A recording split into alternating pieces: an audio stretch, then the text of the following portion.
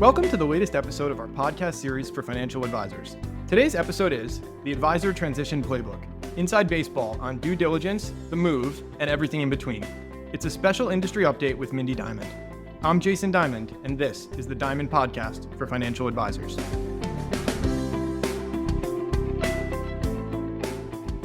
At Diamond Consultants, we help elite advisors identify the right environment for their businesses to thrive, whether that's at a wirehouse, boutique, or independent firm. With nearly 3 decades of experience, we've guided thousands of advisors and represented more than $250 billion in assets transitioned. And each year, 1 in 4 advisors managing $1 billion or more who change firms are our clients. Our process is education-driven and based on building relationships, starting as your strategic partner well before you're even thinking of a move. To schedule a confidential conversation, call us at 908-879-1002. Wondering why advisors change firms and where they're headed? Are transition deals going up or down? Those very questions and more inspired us to create our annual Advisor Transition Report. It's the award-winning, data-driven resource designed for advisors that connects the dots between the motivations around movement and the firm's appetite for top talent. Arm yourself with the knowledge you need to make smart decisions.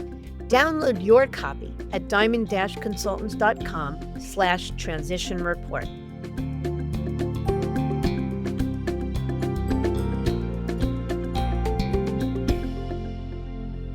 Everything about a transition can seem incredibly overwhelming.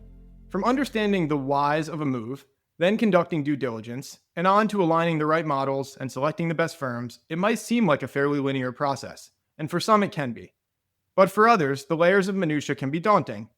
Essentially, it comes down to the adage, you don't know what you don't know. So the goal of this episode is to share some inside baseball and how to get from here to there. I asked Mindy Diamond to join me to help draw from decades of experience in helping advisors through the transitions. We dive into the misconceptions, the common traps, the allure of a big check, and much more. Essentially, it's a download of what you need to know when considering a move. There's a lot to discuss, so let's get to it.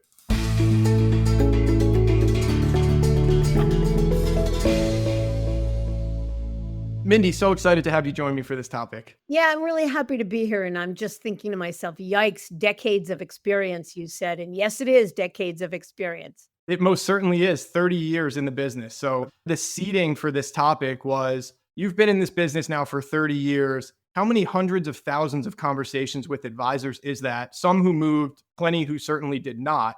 But ultimately, what we thought would be useful, because it's a question we get most commonly from advisors that we speak with, is like, tell me what I don't know. What are the questions I should be asking? So I'm going to just pepper you with some of the most common questions we get, and I would love to share the benefit of your wisdom and experience with our audience. That sound good? It sounds great. And I just want to say that we are recording this 2 days after one of the largest deals probably in the history of the industry broke, that I am gratified to say we facilitated. The Open Arc team, who left Merrill with $129 billion in assets under management, broke a couple days ago to go independent. And I'm hoping we have the opportunity to talk about some of their best practices and things we discovered along the way, because I think it's relevant. And a deal like this gets a lot of attention. People always want to know what they do right and what went wrong. It's a good point. I'm glad you bring it up. First of all, it's so timely, but I think you can almost use it as like a case study a little bit to answer some of these questions. So let's dive in with that. I want to start with the big picture, why? Because that's the number one thing I think people want to know is, why do advisors move? And I think there's an assumption that 95% of transitions happen because of a big check or because of economics. I'm certain you're going to touch on that to some extent, but give me your sense of what are the main triggers of advisor movement? Yeah. So look, are there some advisors that move because they need to recapitalize or they want the money? Sure. But the absolute vast majority are moving because they come to a place where one of two things is true, and oftentimes both. One, the pain of staying is great enough, meaning there's enough frustrations or limitations that they've gotten to a point where, despite efforts to the contrary to make it better, despite gutting it out and saying, on par, it's good enough, they come to a point where there's limitations in how they can serve their clients, how they can grow the business, and that's just untenable for them. And hopefully, simultaneously, they are equally excited and have identified an opportunity that they believe is needle moving enough. It's worth the hassle, the disruption, the everything to make this move. I've never done a move where it doesn't fall into one of those two or hopefully both of those categories. So let's go a little deeper there. You mentioned limitations. Give me an example, either using this recent deal or even just any recent advisors you've worked with, about what are some limitations that people experience at, let's say, the wirehouses that potentially would be a catalyst for a move. Generally speaking, the biggest limitations have to do with how they're able to grow their business and serve their clients. So, anything to do with excess bureaucracy, anything to do with an incongruence, if you will, between the advisors or the team's goals for how they want to serve clients or grow the business and what the firm is allowing them to do. So, using this enormous deal as an example, you've got a team that was doing extraordinarily well. Oh my God, they were the biggest team at Merrill. So, talk about having a bat phone to the top and the attention of senior leadership. And if anyone was going to be able to break through the red tape or get things done or eschew the limitations, it was them. And for a long time, they did. Their size, despite they were sort of increasingly unhappy, let's say over a decade. But despite their size, every year they became a little bit more frustrated. And after probably 6 or 7 years of saying, "We're just too big to move," they came to a point of saying, "We can't ignore this anymore. We've got a tiger by its tail. We have this extraordinary business that is growing exponentially. We've got clients that are complaining to us. And more importantly, we've got team members that are feeling stifled." And that's where it comes from, where there's problems you just can't ignore, even if you want to. It almost feels like one of those things where advisors know they're limited. They can just feel it if you're fighting against the firm and instead of with it. I'll give you one other one that comes to mind as we're talking here that seems to come up a lot in advisor conversations, which is freedom of marketing. And that might seem like a fairly minor limitation, but I can't tell you how many times, certainly myself, I'm sure you too, you get call from an advisor who is heated. They're angry because they were trying to send some timely market commentary and the firm took 2 weeks to approve it. Does that fall under the same category of limitations in your mind? Oh, without a doubt. And it's funny you say that because in this world of social media, where the news is consumed, can be consumed within seconds of an event happening, there's nothing more frustrating for an advisor than wanting to write a newsletter to update their clients with scale, as opposed to having to make one phone call at a time and not being able to do so. It absolutely puts them on a back foot. And then I think it's the lack of freedom to differentiate themselves. Most advisors that work for big firms have a firm website that is templated, the same sort of structure of the website and the picture of the team and the same basic wordings. And that's hard to deal with. Well, and you bring up an interesting point, which is sometimes, so for example, advisors might say, wirehouse advisors might say, oh, the marketing is good enough. But a lot of times, and we've had advisors on this podcast who talk about exactly this, they don't realize how limiting limited the sandbox they were playing in is or was until after a transition. And that's when their eyes open and they realize, oh my God, I was basically playing with one arm tied behind my back. We've heard advisors use that metaphor. Let me ask you this then. This is a tough question. What do you think advisors get wrong? What is the number one misconception that advisors have prior to approaching due diligence and thinking about a move? And maybe it's something as simple as like, it's the same everywhere. But tell me what you think you hear most commonly. There's certainly those myths, the assumptions or presumptions that it's the same everywhere or there's nothing that's going to change anyway, for sure. But I think the biggest and most fundamental thing they get wrong is a lack of clarity around what it is they're trying to accomplish and why. I'd like to say that I think one of the things, the thing we do better than most, I'm not going to say everyone else, but better than most, and something we're really good at, is helping advisors to answer the really tough questions, the smartest questions, to get a sense of what it is they're looking to accomplish, what it is they want to improve, and why. What does success look like? Because if you don't do that, then a lot of folks do it backwards. They get a phone call from a manager at Morgan Stanley or from somebody at Schwab or somebody at Dynasty or whatever it may be. And they say, I'll take a lunch. Why not?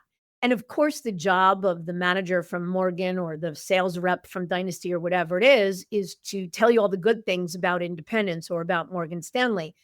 But if I, as the advisor, am not really clear about what it is I'm looking to accomplish and why, it's going to all sound good. And I'm going to wind up more overwhelmed than when I started.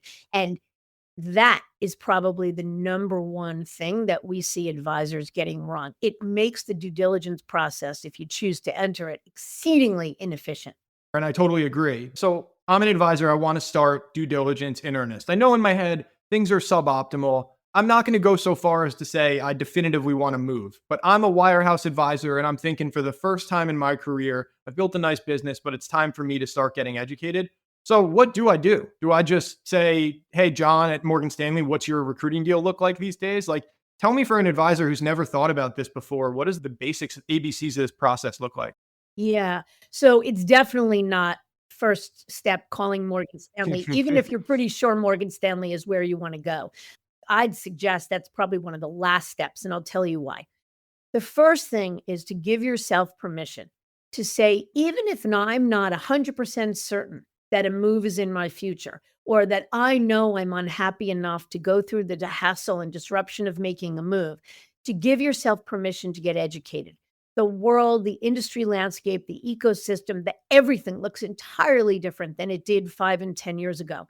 And if it's been 5 or 10 years, or even 3 to 5 years, since you last got educated, asked the questions, looked under the hood to get a sense of, is there or could there be something that's better than where I am? You're doing yourself and your team a disservice. Yeah, it takes time and it's annoying and it's overwhelming and it's all of it. But that's honestly why people like us have a job. We don't approach this that we think people should only come to us when they're sure they're going to make a move. In fact, it's the opposite. We love the calls we get when somebody says, I'm really happy here. Been here 40 years. I've been here 30 years. It's really good enough. It's working well for me. But all of a sudden, I'm beginning to be curious, or all of a sudden, I feel X, Y, and Z. Tell me what I don't know. Those are the best calls. Those are the smartest calls. That's the best thing an advisor can do. Yeah, I agree with that. Are there things you think an advisor needs to ask for during the diligence? Like, I guess what I'm getting at is, do you trust the process that if you go through this process with, let's say, 3 to 5 strategically picked firms, so you work with a recruiter or a shameless plug, or however you approach this, you end up with your short list of contenders.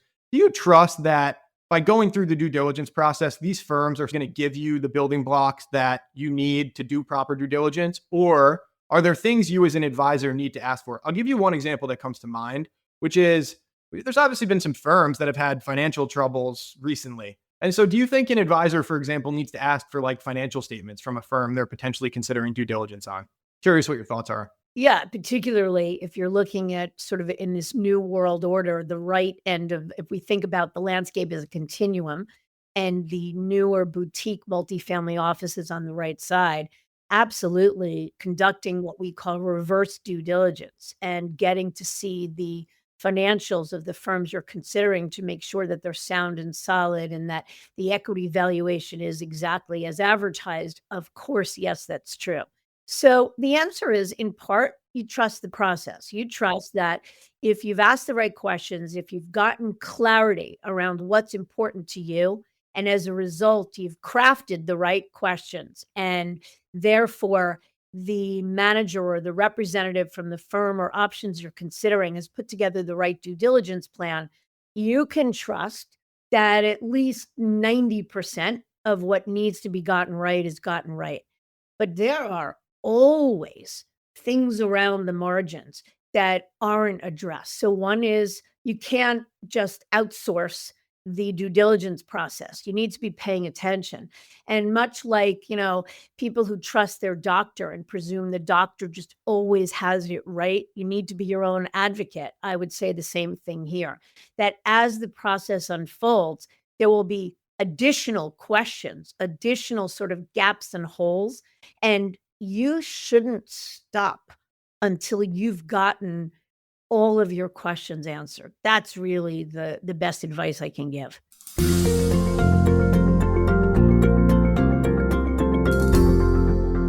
You're talking to John from XYZ firm and Jim from ABC firm, and they're going to tell you what's great about their firms. So how do you know that you're not just buying a false bill of goods? It's just a glossy kind of sales pitch. Part of it is, I'll give you my answer first. Part of it is I think you test drive the systems. I think another step I suggest a lot is calls with advisors on the platform. So an advisor who left UBS to go to Morgan Stanley, probably the best possible person to ask about Morgan Stanley. Any other additional thoughts on that one? So you took the words right out of my mouth. Absolutely. That is the number one way to do it, is that you ask for an opportunity, and you can do it in a name blind way without sort of identifying yourself, to talk with advisors that have made the move, that are two things: that either came from the firm you're coming from, so you get a similar perspective, but it's equally important to talk to advisors that have similar business mix. It doesn't matter what firm they came from, even if it's not the same as yours. But how does someone that services international clients, how are they better able to serve those international clients at this new firm or new model than they were where you are? So we're talking about it as if it's wirehouse to wirehouse. But very often in today's world order, especially looking at this giant move from this week, it's about wirehouse to some version of independence. So there's so much more due diligence, so many more questions that are required. And it is even more important in that world to really get an understanding of what it's like from the perspective of somebody that's walking in those shoes. And I will tell you, Jason, and you know this, that literally the number one reason I started this podcast more than a decade ago, and why we continue to do the podcast and the feedback we get, is because the feedback from advisors that have joined a platform already is the very best feedback, the best sort of way of, in a discreet, confidential manner, to hear the truth from somebody who doesn't have a horse in the race, who's just sharing their perspective with you. And that's the feedback we continue to get. In a couple of weeks, I'm interviewing, as an example, Neil Rubenstein. Neil's an advisor in Texas that came from Merrill that we moved to Rockefeller. Perfect example. So many advisors that are considering a move, if they've got high net worth clients, are going to look at Rockefeller. Well, what better way to understand what Rockefeller is about than to hear it from an advisor that's walked in the shoes, not only of a Merrill advisor, but services high net worth clients, and that have information or perspectives similar to Neil. What do you think about that? Do you agree with that? 1,000%. First of all, the podcast, I will say, is a little bit of a sales pitch, has one thing going for it that a call with an advisor doesn't, which is complete discretion and confidentiality. I will say, I think we've done a good job of doing kind of facilitating name blind calls between advisors. We continue to harp on this point, even though it sounds somewhat minor, because it really is like, you can talk to people like me and people like the recruiters from the firms until you're blue in the face. But the right way, the best possible way to learn is this guy selling me? How does the technology compare to Merrill? How does the day-to-day compare? What's it like working for this manager? All those types of questions, I think, are best answered by another advisor. So Yeah. completely agree with you. Yeah. And I'll take it one step further. So somewhere in the process, you take advantage of the opportunity to either listen to a podcast and hear somebody's perspective of what the move was like and how it's bettered their life and where the pitfalls are. And or you take the opportunity to talk with other advisors that have made the move so you can ask your own specific questions. But after you've had the opportunity to do that, then it's really important. And this is the part that why you can't entirely outsource or let the due diligence process just go on autopilot. Then it's important to take some of that perspective and hold the manager that you're interviewing with, hold his or her feet to the fire. What do I mean by that? So, I talked to an advisor that talked about the fact that the number one concern about Rockefeller, making this up, is that they're going to be the next Merrill, or that they just added a fee that now is going to have to be passed on to clients. While this advisor said it doesn't bother them and they had a lot of good reason of why it's not an issue, I'd love for you to tell me why it could be an issue. What are some of the things you've gotten wrong? When someone doesn't join Rockefeller, why is it? I'm making that up. Yeah, smart. Same thing, even like, oh, this advisor mentioned that technology is a step back from the firm I'm coming from. And I'm not asking you to argue with me, but perhaps the manager might be able to say something like, we're investing substantially in the platform and we have these rollouts coming in the next several months that are going to close that gap. So I completely agree. That's a really And the smart. follow-up question to that example, Jason, which is a great one, is how can I trust? How can I get a sense of security if I join here in the next couple of months that in fact that investment is going to be made and how that investment in technology will actually impact things? So again, it's constantly being your own advocate, constantly paying attention, and constantly questions beget more questions. I agree. We haven't talked at all about the dollars and cents of this, and I think we need to because it's important, right? Like you can have the best platform on the planet. The reality is a move comes with risk, a move comes with hassle, and there is a market for advisors, books of businesses. That's one of, I think, the major kind of paradigm shifts we've seen in the last, call it decade, is advisors know their books are assets. Their book is a business, and that business is worth something substantial. At any firm, it's even at their current firm via retire and place deals, the book is worth something substantial. So if you had to put a percentage to it, what percentage, I'm an advisor making a decision, what if 100% weighting, how much percent weighting do I put on the economics and how much weighting do I put on culture, platform, everything else? The answer is it's an inside job, personal, and it depends upon the advisor. There are some advisors that will put they're wrong, but they will put all the weight on personal economics. They're making Right. a big mistake if that's the case. And most advisors will put much more weight on getting it right, meaning what's life going to be like afterwards and will I have a better ability to serve clients and grow the business. But here's what I would say. They're both equally important. So, no advisor who's got a decent enough runway ahead of him or her and who's looking to really grow the business and who cares about their clients can't be unconcerned about the culture of where they're going and what life is going to be like and what are the limitations, all of the questions we've been talking about.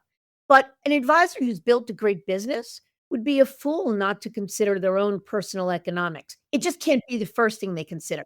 And in the book I wrote, Should I Stay or Should I Go? I wrote that 100 times, that it's all about it. Lead with what's important to the business and important to clients, do the right thing. You can't ignore personal financial gain. So let's talk about this move of OpenOrg, this $129 billion Merrill team. You can only imagine the number of zeros at the end of a check that this team was offered by every major firm on the street. And in the span of a decade, they got those offers. Independence making this enormous leap was not the first thing they looked at, was not necessarily their first choice.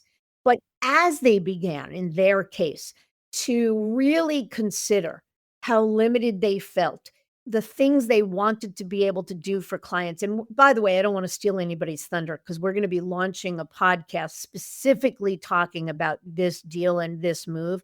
And so I'll save that for Louis Diamond, our partner, and Cheryl Penny, the CEO and founder of Dynasty, are going to be talking about it, and they'll cover all of that. But I just want to give the example that as this team began to realize, certainly in the last 5 years, how much things had changed at Merrill and how incongruent they felt between their goals, the goals for the business, the goals for serving clients, and what the firm was asking of them since Bank of America came to town, it became impossible to just say, holy cow, we can get a check with a lot of zeros at the end of it. They couldn't not see the benefits of everything else, the benefits that creating their own independent entity could bring them. I agree with that. I will play devil's advocate a little bit here and say, I think what you're really talking about is the trade off. Not necessarily, they're not martyrs. They're not altruistic and said, we don't want your hundreds of millions of dollars. I think what you're talking about is the trade off between near term, upfront recruiting deals, which is the primary means by which the wirehouses, the regionals, the boutique firms recruit, right? The traditional forgivable loan structure is all about a short term de risking of the move, a monetization event in the near term. where they're paying you some percentage of revenue, 350%, 400% of revenue, tied to a forgivable loan. But that's your bite of the apple in that example. With the example of a move to independence, you lose, in some cases, all of that upfront monetization. So this example you're talking about is a good example where they got no upfront transition dollars because they launched an RIA. But, and this is a very important caveat, they know they are building equity and ownership in something that is going to, at the current rate, be worth a preposterous multiple if and when they decide to sell it. So I assume that has to be part of this conversation around independence. Is it's not that you don't care about monetizing the business, it's that you plan to monetize the business in a different and probably more significant way. Fair? Beyond fair, 1,000%. That's absolutely correct. And again, not only making it about this example, but it's a good example. So again, the possibility of getting a check with a lot of zeros on it. And by the way, also tapping into an already established, well familiar, well run infrastructure. Think about how much easier the move would have been to jump from Merrill Lynch to Morgan Stanley would have been their, not probably, it was their first choice if they were going to go the traditional route. Think about how much easier the due diligence process, how much less heavy the lift would have been in terms of due diligence. But certainly from a short-term upfront perspective. And that's really the key, is that not everyone has the appetite to bet on the long term. And to me, that's the beauty of the industry landscape as it's evolved and the waterfall of possibilities today. If you're a great team, and there are so many great teams, you're growing, you've got a multi-generational bench of advisors, you've got a succession plan, you've got sticky clients, you don't have 5,000 clients, but you have, 100 or 200 relationships. You've got a great business that you've got options for it. And there's no right or wrong. It's what do I want to be when I grow up and how do I want to live my business life? And if you queried 10 of those great teams, 5 of them will wind up moving to the traditional space. That doesn't make it wrong. It's just that's what's right for them. But the other 5 will have entrepreneurial drive, will value the long term, and willing to forego the short term upside in order to bet on themselves for the long term. And holy cow. Again, we'll save that for the episode that Cheryl and Lewis do to talk about what those multiples could look like. But I don't think there's enough zeros on the calculator to begin to think about what that business, their OpenArc's business will be worth even as little as 5 years from now.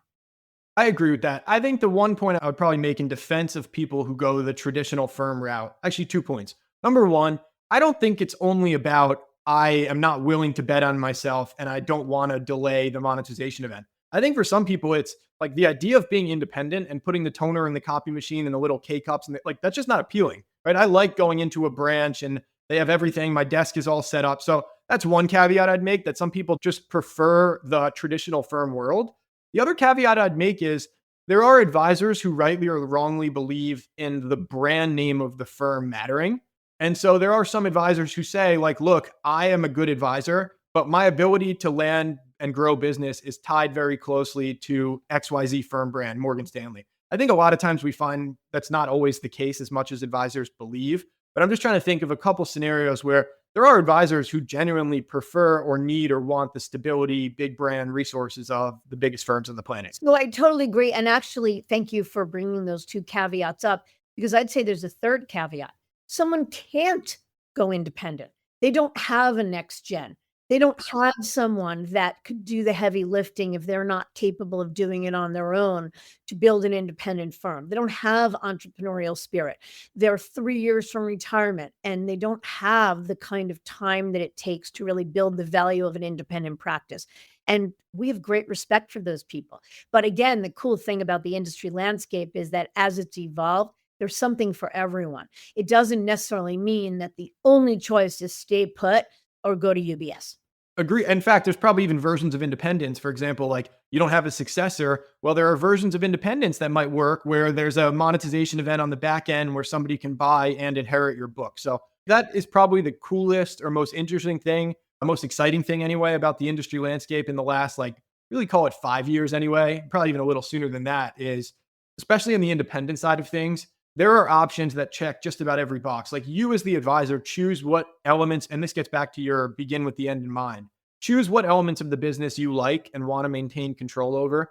Choose what elements of the business you don't. And there is probably a solution out there that works to check those boxes. And then that goes back to what we were saying. So even if you are 90% satisfied and 99% certain you would never make a move, if you haven't gotten educated in some capacity, whether it be listening to a podcast, reading articles, talking to a recruiter, talking to other firms, talking to friends and colleagues at other firms, or some combination of all of the above in the last 5 years, I think you're doing yourself a disservice. And again, not because in any way we're trying to sell you on making a move, but because we believe knowledge is power and it looks different than it did. So make sure that you're challenging your own assumptions and that you're really crystal clear that what you believe or what you believed 5 years ago is still true today.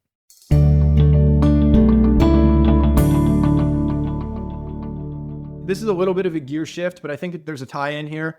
If you are an advisor now, point in their career, they're wise to at least get educated, pick their heads up, understand what's out there. But then there's the question of like, when is due diligence done? But I'm going to frame this through a different lens here, which is I'm an advisor. I've done due diligence. I've talked to maybe 3 to 5 strategic firms. Is there typically like an aha moment when an advisor says, oh my God, it's RBC and I need to go that way and I know I need to move? Or is it more process driven than that? Like, what are your thoughts? Because I think a lot of advisors struggle with that. And I often find myself telling advisors, like, trust the process here, and you'll know when you don't have to know right away in the first inning of due diligence which firm or which model you're leaning, or even if you're going to make a move. But curious what your thoughts are on this one. Yeah, in fact, we hope you don't. We hope that you don't go into this process with preconceived notions. We hope that you don't make a decision after one meeting because we do think that there's value in the process. And people get to that aha moment at different times. You and I are working with a team right now that is 22 meetings in. And that's not to say every process takes 22 meetings. But the team is sort of taking it slowly. They started out looking at 5 or 6 firms. They've narrowed it down now to 3. The goal is to get to 2 or 1, then to get to a home office visit to the one that's their first choice. They're absolutely getting closer.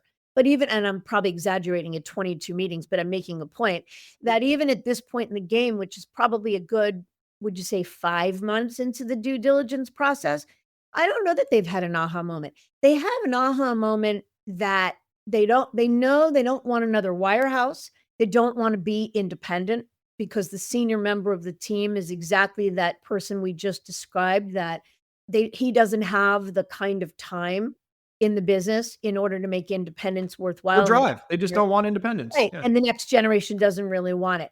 So at this point of the game, the aha moment is think we want a regional firm or a boutique firm, but it's not an aha moment yet that it's going to be this firm. And that's, I think, a good point. A lot of times the aha moment is the model first and then the firm. And sometimes deal can be like the type, like, okay, I know I love the regional firms, but one is offering a deal that's 100% better. And that's often when we actually will counsel advisors. It's okay to consider the deal. The deal is a factor, as you said earlier. So if I can, that's please. actually a great point. That's the perfect example of where always consider the deal. Just don't make Right. it your primary or first consideration. So if you've done all the right due diligence and 2 firms or 2 opportunities stack up next to each other perfectly, they both will allow you to move the needle significantly enough. They both will allow you to do better for clients and grow faster and do everything else that's important to you. Then it's absolutely time to make deal the tiebreaker. So you threw out 5 months and talking about 22 meetings. Let's table that. An advisor calls you, Mindy, this morning and says, I'm not unhappy, but I'm getting that itch. Give me the average time it takes them from that first call this morning to the moment they resign from their firm, and then give me the quickest they could do it if they needed to. Yeah. So let me start out by saying that those calls we get from advisors come in 2 different categories. One is, I'm getting the itch, the straw that broke the camel's back happened yesterday when X happened. But the other call is the one we mentioned earlier, which is, I'm 90% happy. I am growing exponentially. I get time to coach my kids' soccer game. I have great quality of life. I have a great team. I've been here 30 or 40 years and life is good. I'm watching more of my colleagues go, or I'm feeling more pain, fill in the blank for whatever that is. And even though I'm 90% happy and I'm 100% convinced I don't want to move, that moving is a hassle, I can't not see the handwriting on the wall and I at least need to get educated. So let's assume that we get one of those calls. The reason I'm calling out the difference between the two is because the time it takes to do the due diligence is usually different. If someone is already at the point where they know that they're unhappy and likely to move, the due diligence process usually runs quicker. The due diligence process for somebody that's mostly happy and just beginning to get curious, sort of the latter example, might take a little longer. Put some time, give me some real parameters to it. Well, I'd love to hear what you think. What's swirling in my head, I mean, it's all over the map, but I'm going to say typically 6 months. 6 months was the number I was about to throw out as well. And I think the quickest you want to do this is 3 months. Anything beyond that starts to be basically a fire drill. We've done deals quicker than that, obviously. An advisor's gonna or has been terminated. But I think 6 months in earnest is a good, healthy timeline, especially, by the way, because a lot of firms are busy. Like, we're hearing this from a lot of the firm side of things these days. Depending upon what firm you're moving to, you need to make sure that the firm can handle you. You want to get their A team upon your breakaway and your transition, no matter what firm that is. You think, Jason, that it's 6 months from, gee, I'm a little curious. I want to start to look. I want to begin to do due diligence. What does that look like?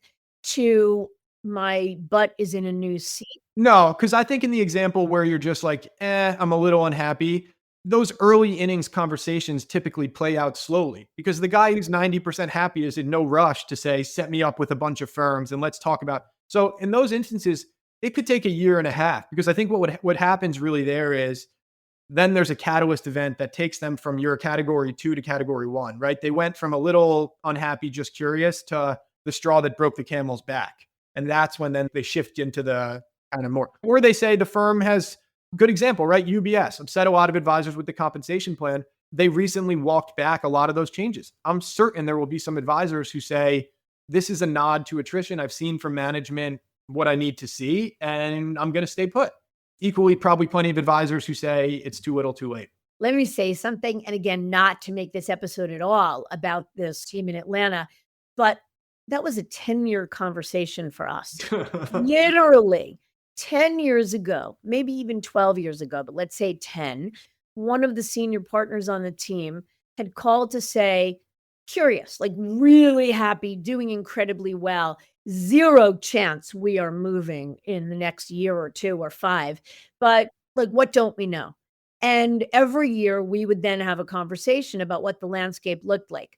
But I'm going to say it was 6 years ago when the conversation shifted from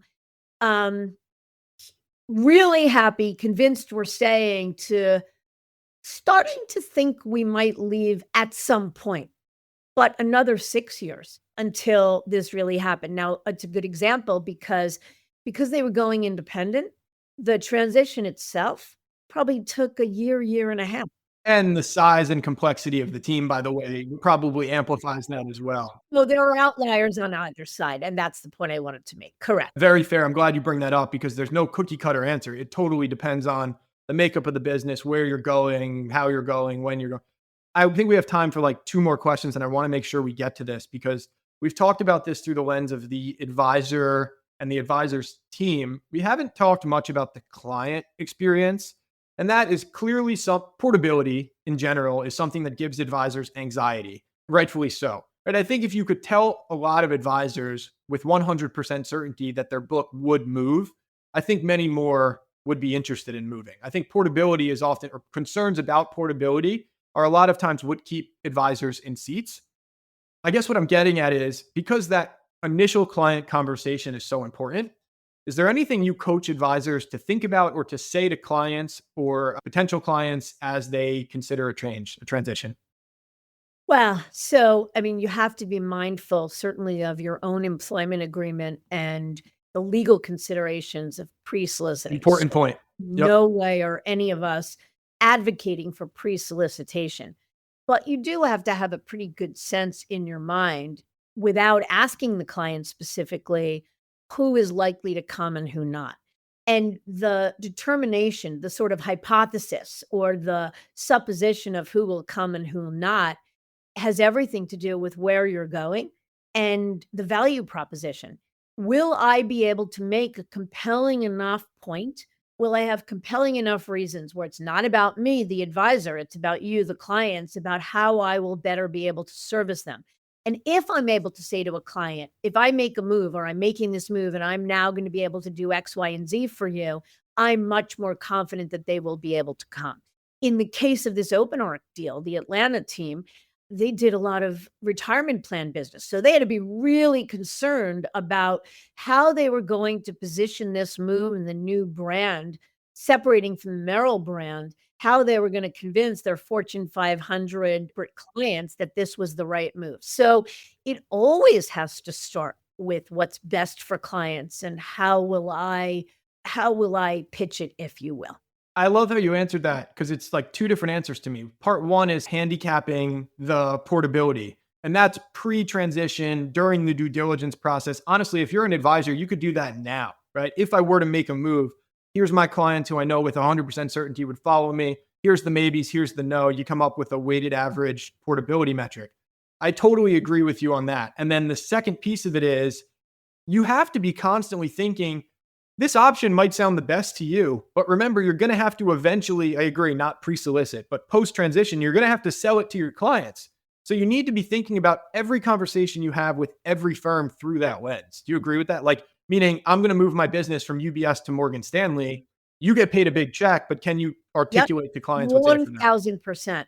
And it gives us this, it's such a good point because we're going to give you some inside baseball here.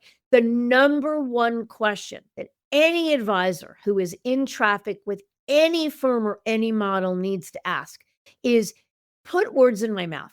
If we were fast forwarding to the day I made a move and joined your firm or joined your model, help me to understand what would the pitch to my clients sound like. And then you need to sort of absorb that pitch from the perspective of your clients. Put yourself in the shoes of your oldest clients, of your youngest clients, of your most important clients, of your middle of the road clients, of your middle net worth clients, whatever, of the institutional clients, fill in the blank. Does that value proposition fit? That is one of the best ways to assess whether a firm or an opportunity is better enough or good enough for you. It's such a good answer. And I love the inside baseball look there.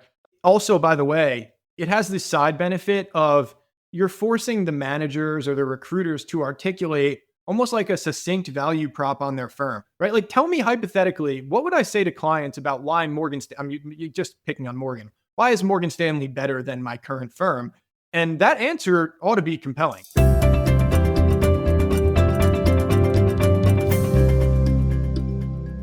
So in closing, I want to wrap this up with a question around the difficulty of a move. You've been in this business now 30 years. I think it's almost exactly 30 years. Has it gotten easier logistically to transition? And do you see that trend continuing, let's say, because partially things like AI, DocuSign and the like what are your thoughts on the nuts and bolts of transitioning? There's no question it's gotten easier. There's no question that from a legal perspective, the advent of broker protocol certainly makes it less scary or less risky to make a move. But there are plenty of moves that are made as a non-protocol move, and that's not always the case. And the ecosystem, I should say, has gotten better to support the advisor in transition. Legal counsel that all they do all day long is facilitate these moves. Third-party consultancies, people like us that have been at it 30 years and have seen it all, and all the mistakes have already been made. We know how to do it. But with that said, moving is a hassle. No matter how much better the support system has gotten, no matter how many times a manager or a firm has transitioned advisors, it is a hassle to move. It is disruptive. It is a lot. And again, this statement is not going to win me a place in the Headhunter Hall of Fame, but you should absolutely not consider a move unless you have the appetite for some risk, for some breakage, meaning some loss of clients, and you're willing to shrink to grow, and you've got an appetite for some hassle factor to work perhaps harder for a short period of time than you have in a while. If you don't have that, then no matter how unhappy you are, you really need to seriously consider whether moving is the best way to solve your problems. Yeah, it's a really great way to tie a bow on this episode. It was a lot of fun. I'm excited. I think that would be 2037 based on your 12-year timeline. So the next $129 billion team will have to schedule that episode out for 10 or 12 years from now. But Mindy, thank you so much for sharing your years of wisdom and expertise with us. This was a fantastic episode. I had a lot of fun. Yeah, loved it too. Thank you. My pleasure.